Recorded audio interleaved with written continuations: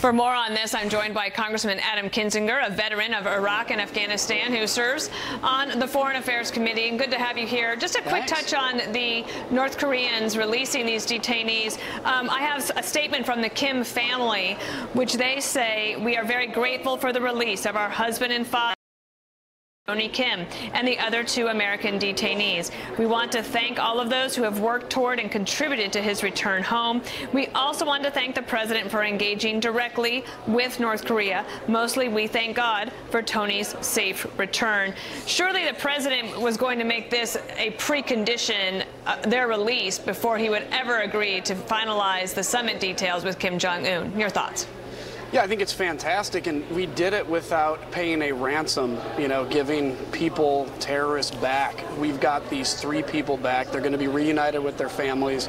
I'll be interested to hear their stories, because I'm sure they're just going to talk about what it's like to be in a work camp, what it's like to be oppressed, and what that regime is really like. So I think, look, this is a good first step.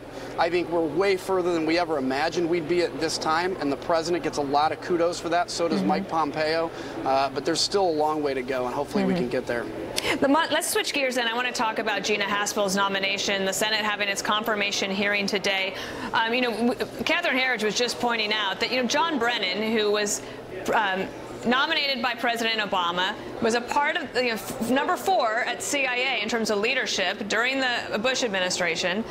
He got a confirmation hearing. He was able to get past, and he became the CIA director. He supports Gina Haspel's nomination. What do you make of the Democrats deciding to hold her up and run over this well-trod ground over and over? It's amazing how quickly we forget in the case of John Brennan. I think, look, she's a fantastic pick. I think she had to address these issues, and about enhanced interrogation, I actually still believe that enhanced interrogation should be a tool in the arsenal in extreme circumstances. But she has made it clear that she doesn't believe the CIA should be in that business. That's in the DOD.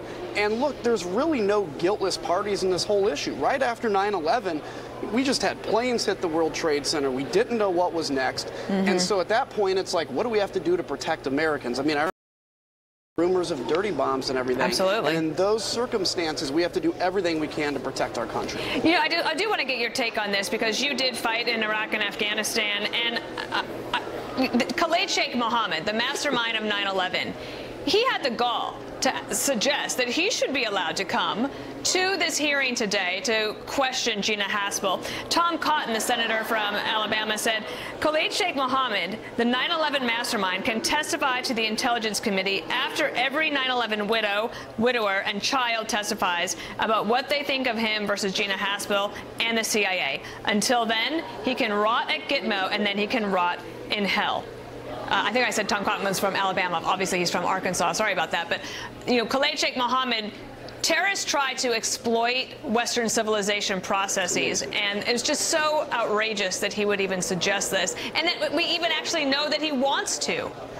You know what, I wouldn't mind if he came, because it would give me an opportunity to punch him right in his face. But honestly, I think it's ridiculous. And again, it's that whole thing, it's the gall of they're utilizing, lawyers to try to find ways to defend themselves. This guy has blood on his hands, and I think he should stay in Gitmo until he dies of natural causes.